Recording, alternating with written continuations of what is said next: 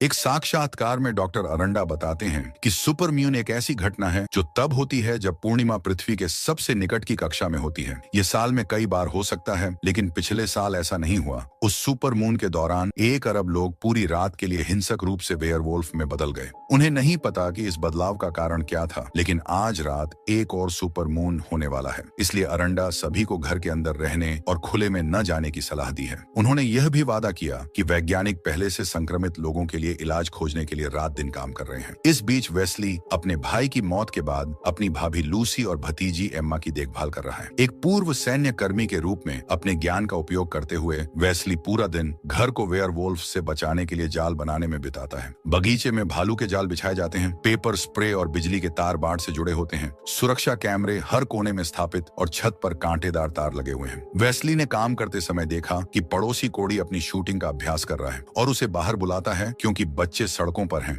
लेकिन कोड़ी को परवाह नहीं है, वह प्रशिक्षण लेना चाहता है क्योंकि उसने देखा है कि वेयरवुल्फ पहले से ही जापान और ऑस्ट्रेलिया में आतंक मचा रहे हैं। उसी समय रीगन नामक एक और पड़ोसी एम्मा को खुश करने के लिए कुछ कुकीज लाता है क्योंकि आज उसके पिता की पुण्यतिथि है। उसका धन्यवाद करने के लिए लूसी उसे कुछ अतिरिक्त बैटरी और काली मिर्च स्प्रे देती है। रीगन के जाने के बाद वेस्ली घोषणा करता है कि घर को शेष दिन के लिए बंद रखना चाहिए और लूसी के साथ फिर से नियमों पर चर्चा करता है। उन्हें किसी के लिए भी दरवाजा नहीं खोलना चाहिए, कोई शोर नहीं मचाना चाहिए, ध्यान आकर्षित नहीं करना चाहिए और गोली चलाने में संकोच नहीं करना चाहिए। क्योंकि वेस्ली रोग नियंत्रण केंद्र या सीडीसी के लिए काम करता है, वह आज रात ड्यूटी पर है और जाने के लिए एम्मा और लूसी से माफी मांगता है। उसके जाने के बाद लूसी सभी दरवाजे और खिड़कियां बंद कर दी हैं। शहर में सेना ने सड़कों पर कब्जा कर लिया है। कर्फ्यू लगने वाला है, इसीलिए बसें बेघर लोगों को उठाकर आश्रय गृहों में भेज रही हैं। वेस्ली को किसी ऐसे व्यक्ति पर संदेह है जो अजीब दिखता है और निराशावादी संकेतों को देखकर घबरा जाता है। जब वेस्ले सीडीसी सुविधा में पहुंचता है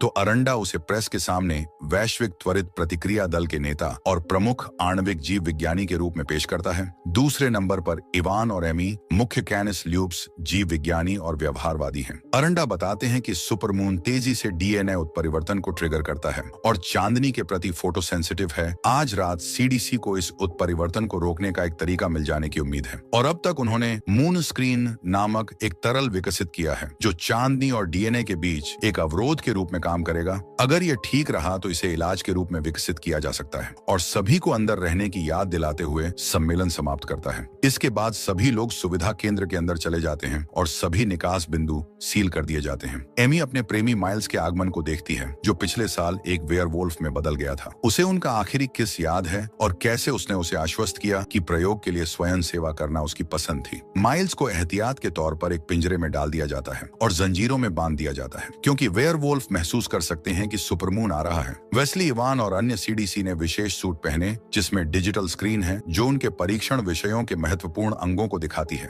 वैज्ञानिकों ने स्वयं सेवकों की आंखों पर मून स्क्रीन ड्रॉप्स डाली, फिर उनके पूरे शरीर पर मून स्क्रीन का स्प्रे किया। परीक्षण विषयों में से एक को दूसरे विचार आने लगे क्योंकि वह डरी हुई है, लेकिन उसकी चिंताओं को नजरअंदाज कर दिया गया है। माइल्स उसे शांत करने की कोशिश करता है, जबकि अंतिम 2 स्वयंसेवक पहले से ही उत्साह से पागल हो रहे हैं। फिर रोशनी को अंदर आने के लिए छत को खोल दिया जाता है, लेकिन परीक्षण विषयों में से कोई भी रूपांतरित नहीं होता है, जिसका अर्थ है कि मून स्क्रीन काम करती है। अरंडा तुरंत टीम को इलाज पर काम शुरू करने के लिए नमूने लेने का आदेश देता है। वेस्ली और अरंडा नमूनों को देखते हैं और पाते हैं कि यह उत्परिवर्तन किसी प्रकार की प्रतिरक्षा प्रणाली है। वे निष्कर्ष निकालते हैं कि सुपरम्यून एक निष्क्रिय रक्षा प्रतिक्रिया को ट्रिगर कर रहा है, लेकिन वे समझ नहीं पाते हैं कि यह केवल पिछले साल ही प्रतिक्रियाशील क्यों हो गया। अचानक माइल्स में रूपांतरित होना शुरू हो जाता है, जिसका अर्थ है कि मून स्क्रीन का प्रभाव केवल 60 मिनट तक रहता है। इवान मशीन को धक्का देकर उसे फिर से स्प्रे करने की कोशिश की, लेकिन माइल्स सलाखों के बीच से उसे पकड़ने के लिए पहुंचता है और इवान उस पर जम जाता है। उस समय अन्य परीक्षण विषय भी रूपांतरित होने लगते हैं। जैसे ही एमी अपने सहायकों को छत को बंद करने का आदेश देती है, माइल्स छिड़काव मशीन को धक्का देता है जो एक पिंजरे और उपकरणों से टकराती है। इससे शॉर्ट सर्किट होता है जो बिजली के साथ खिलवाड़ करता है और छत को पूरी तरह से बंद होने से रोकता है। परीक्षण विषय भयानक जानवरों में तब्दील होते रहते हैं, जबकि कई मशीनें फटने लगती हैं और नुकसान फैलने लगता है। अधिकांश वैज्ञानिक भागने लगते हैं, लेकिन एक विस्फोट से अरंडा का सूट क्षतिग्रस्त हो जाता है और उसका शरीर मून के संपर्क में आ जाता है। इसीलिए उसका डीएनए भी प्रतिक्रिया करना शुरू कर देता है। वेस्ली अरंडा को पकड़ता है, जबकि इवान ट्रैंक्विलाइजर की तलाश करता करता है, लेकिन दुर्भाग्य से वह तेज नहीं था।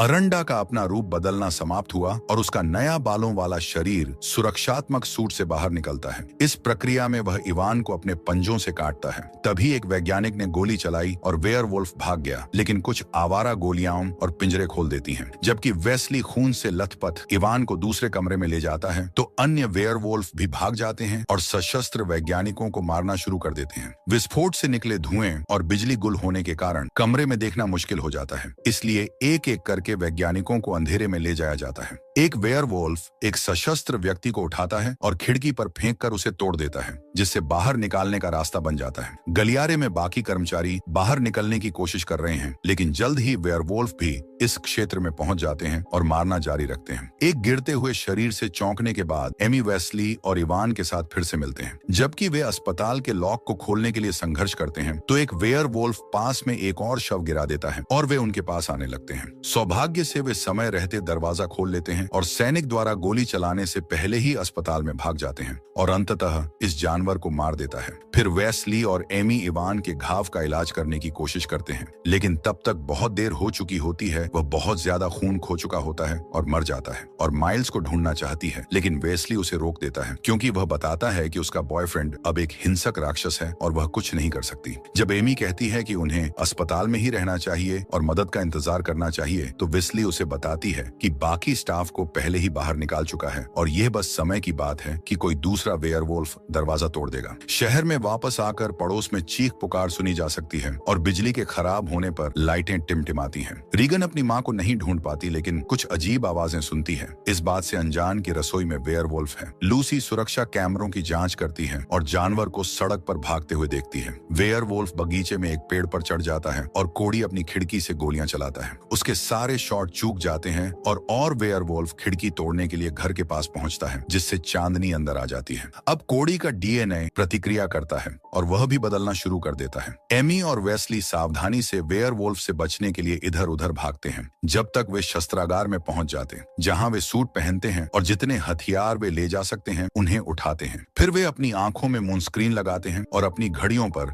60 मिनट सेट करने से पहले किसी भी खुली त्वचा पर स्प्रे करते हैं। वेस्ली एमी से वादा करता है कि अगर उनमें से कोई भी बदल जाता है तो दूसरा गोली चलाएगा। बाहर निकलते समय उनकी मुलाकात माइल्स से होती है, इसलिए एमी एक लाइट बल्ब चलाती है ताकि भागते समय उसकी चिंगारी से उसका ध्यान भटक जाए। दोनों वेस्ली की कार में घुस जाते हैं और जितनी जल्दी हो सके भाग जाते हैं। वेस्ली ने लूसी को फोन किया और उसने कैमरे पर जो देखा उसे साझा किया। उस समय रीगन बाहर आता है और लूसी से विनती करता है कि वह उसे अंदर आने दे, क्योंकि एक वेयरवुल्फ ने उसकी मां को मार दिया था और वह अकेली नहीं रहना चाहती। लूसी मदद करना चाहती है, लेकिन वेस्ली उसे याद दिलाता है कि दरवाजा खोलना खतरनाक है। जब वे बहस करते हैं, एक वेयरवुल्फ रीगन पर हमला करता है और उसे भी मार देता है। क्योंकि वेस्ली फोन कॉल से विचलित हो जाता है, इसलिए वह कार को बस से टकरा देता है। कॉल खत्म हो जाती है और रीगन की हत्या के समय उसकी चीखें सुनकर लूसी को घबराहट का दौरा पड़ता है। उस पर हमला करने वाला वेयरवुल्फ कोडी है, जो इलेक्ट्रिक ट्रैप को सक्रिय करने लिए अपने शरीर को बाट पर धकेलता है। लूसी उसे कैमरे पर देखती है और उसे दूर रखने के लिए मिर्च स्प्रे सक्रिय करती है। कार में एमी और वेस्ली आग की लपटों के उन तक पहुंचने से पहले ही बाहर निकलने लगते हैं। वेस्ली को एहसास होता है कि उसने अपना फोन गिरा दिया है, लेकिन उसके पास वापस जाने का समय नहीं है और एमी को उसे घसीट कर ले जाना पड़ता है। अब दोनों के पास पैदल चलने के अलावा कोई विकल्प नहीं है और जब वे कुछ वेयरवुल्फ को कारों को नष्ट करते हुए पाते हैं तो वे छिपे रहना सुनिश्चित करते हैं।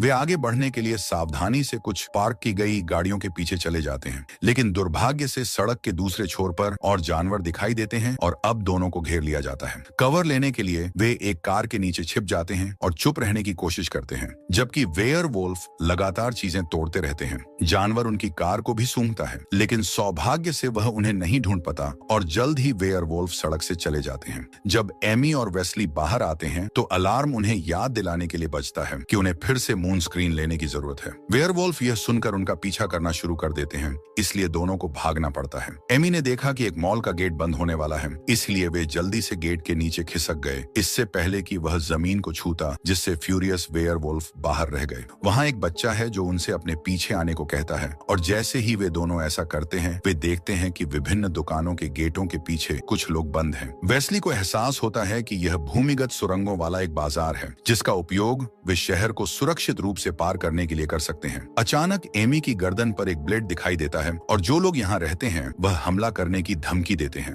हताश वेस्ली बताता है कि वह केवल अपने परिवार तक पहुंचना चाहता है, इसलिए रहस्यमय समूह उन्हें सुरंग के प्रवेश द्वार तक मार्गदर्शन करने के लिए सहमत हो जाता है। इस बीच लूसी ने फिर से कैमरों की जांच की और पाती है कि कोडी अधिक वेयरवुल्फ को बुलाने के लिए चिल्ला रहा है। कुछ मिनट बाद एमी और वेस्ली सुरंग पार कर लेते हैं, लेकिन इससे पहले कि वे निकास द्वार खोल सकें, उनके पीछे एक वेयरवुल्फ दिखाई देता है। दोनों गोली चलाने की कोशिश करते हैं, लेकिन वेयरवुल्फ उन्हें गोली मारने से पहले ही उन्हें नीचे गिरा देता है और फिर वेस्ली को इधर उधर फेंकता है। जब वह जमीन पर गिरता है तो उसे एक धातु का पाइप मिलता है और वह वेयरवुल्फ को चाकू मारने के लिए उसका उपयोग करता है, जो मरने से पहले वेस्ली पर खून थूकता है। अब वह और एमी आगे बढ़ सकते हैं और दरवाजे तक पहुंच सकते हैं, लेकिन उन्हें पहले मून स्क्रीन को फिर से लगाना होगा। दुर्भाग्य से तरल इतना गर्म हो गया है कि अब वह प्रभावी नहीं रह गया है। अब पास में एक दुकान खुली हुई है। दोनों ने खुद को तिरपाल से ढक लिया और इमारत में घुसने के लिए दौड़े। उन्होंने दरवाजा तोड़ दिया और अलार्म सक्रिय हो गया, इसलिए एमी उसे नष्ट करने के लिए दौड़ी।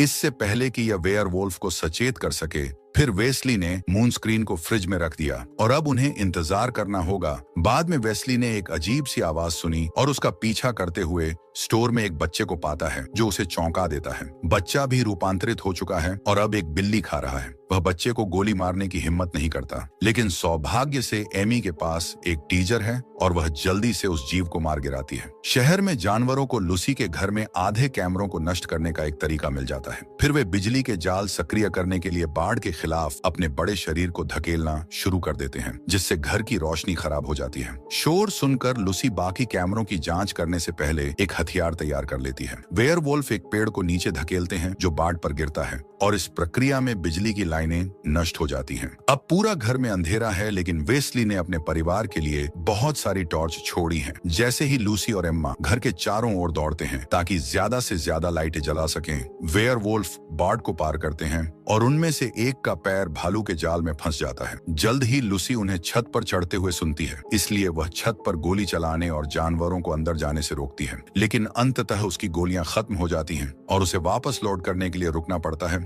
एमी और वेस्ली ठंडी मून स्क्रीन लेने के बाद सड़क पर लौटते हैं। वे क्षेत्र में मौजूद वेयरवुल्फ पर प्रभावशाली दक्षता के साथ गोली चलाने वाले गियर पहने लोगों के एक समूह से मिलते हैं। जानवरों को दूर रखने के लिए टीम वर्क और भारी हथियारों का उपयोग करते हैं। जब वेयरवुल्फ चले जाते हैं या मर जाते हैं तो एमी और वेस्ली इन लोगों से मदद मांगने की कोशिश करते हैं, लेकिन उन्हें विश्वास नहीं होता कि दोनों किसी रहस्यमयी तरल पदार्थ से सुरक्षित हैं और बहस शुरू हो जाती है। अचानक एक वेयरवुल्फ फिर से प्रकट होता है और एक आदमी को मार देता है, इसलिए उसका साथी गोली चलाता है। वेस्ली और एमी एक कार के पीछे छिपने के लिए भागते हैं, जबकि एक अन्य योद्धा को एक जानवर द्वारा पकड़ लिया जाता है और उसका चेहरा खा जाता है। एक आवारा गोली कार की खिड़की को उड़ा देती है और एमी को कुछ मिनटों के लिए चक्कर आ जाता है, इसलिए वेस्ली आने वाले वेयरवुल्फ पर गोली चलानी पड़ती है। एक अतिरिक्त बड़ा वेयरवुल्फ छत से कूदता है और सड़क के बीच में उतरने से पहले एक लाइट पोस्ट पर विस्फोट करता है। ट्रक में सवार एक आदमी तुरंत गोली चलाता है,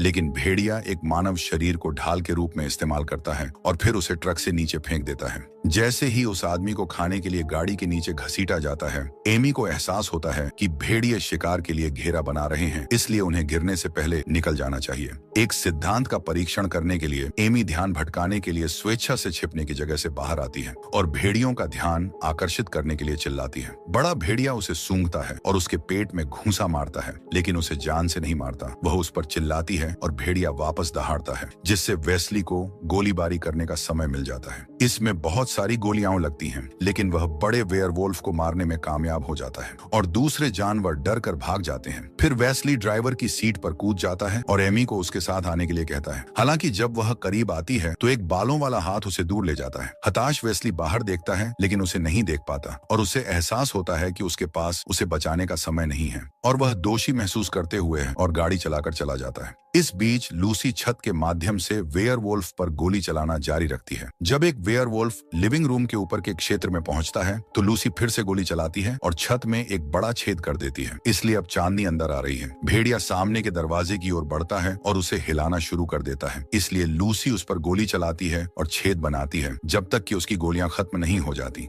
हताश होकर लूसी खुद के लिए चाकू और एम्मा के लिए निवारक स्प्रे ले लेती है। उसी क्षण एक वेयरवुल्फ खिड़की को ढकने वाली लकड़ी को तोड़ता है और अंत में घर में घुसता है, इसलिए एम्मा और लूसी बेडरूम में छिपने के लिए भागती हैं। वेयरवुल्फ उसकी नाक का अनुसरण करता है और उन्हें खोजने वाला होता है, लेकिन जब वह बाहर से शोर सुनता है तो वह वापस चला जाता है। ये वेस्ली है जो सड़क को अवरुद्ध करने वाले 4 जानवरों पर हॉर्न बजा रहा है। वह ट्रक में तेजी से आगे बढ़ता है और बारिश के नीचे एक एक करके भेड़ियों को कुचलना शुरू कर देता है। आखिरी प्राणी उसे रोकने की कोशिश करने के लिए ट्रक पर कूदता है, इसलिए वेस्ली ट्रक को सीधे कोड़ी के गैरेज में घुसा देता है। लूसी और एम्मा को लगता है कि यह खत्म हो गया है, लेकिन इससे पहले कि वे निकल सकें, एक वेयरवुल्फ दीवार को तोड़कर अंदर आ जाता है। दोनों भागते हैं और लूसी एम्मा को एक कोठरी में उसे धक्का देती है। इससे पहले कि वह चाकू लेकर एक दरवाजे के पीछे छिप जाए, एक भेड़िया पहले एम्मा को ढूंढता है और लकड़ी का दरवाजा तोड़ता है, इसलिए वह उसे डराने के लिए स्प्रे सक्रिय करती है। उसी समय एक दूसरा जानवर दूसरे कमरे में प्रवेश करता है और लूसी उस पर कूदने के लिए सही क्षण की प्रतीक्षा करती है, लेकिन भेड़िया उसे आसानी से ड्रेसर के ऊपर फेंक देता है।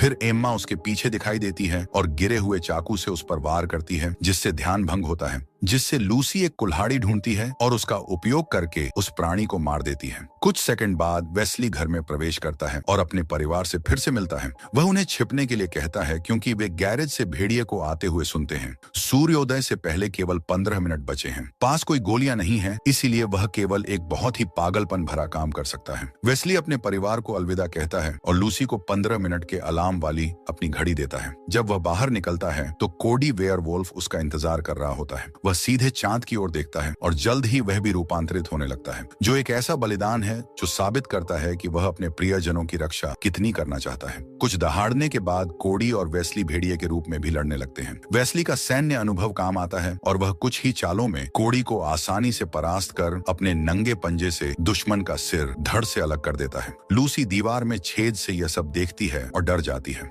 इसलिए वह एम्मा को अलमारी में छिपाने के लिए भागती है। उस समय जमीन पर एक गोली मिलती है और वह अपना हथियार तैयार करती है और वेस्ली से अपने परिवार को याद रखने की भीख मांगती है। उसके शब्द उसे सिल बंद पिछले दरवाजे से घुसने से रोकने के लिए पर्याप्त नहीं है। इस प्रकार लूसी उसे उसके भाई की तस्वीर दिखाती है। यह भी काम नहीं करता और वेस्ली दहाड़ता है, जिससे वह गिर जाती है। लूसी के पास शूट करने के लिए तैयार होने के अलावा कोई विकल्प नहीं होता, लेकिन अचानक घड़ी का अलार्म बजता है और उसे वेस्ली के शब्द याद आते हैं। लूसी खिड़की पर गोली चलाती है, जिससे सूरज की रोशनी को अंदर आ जाती है। जब वह ऊपर देखती है तो वेस्ली फिर से इंसान बन जाता है।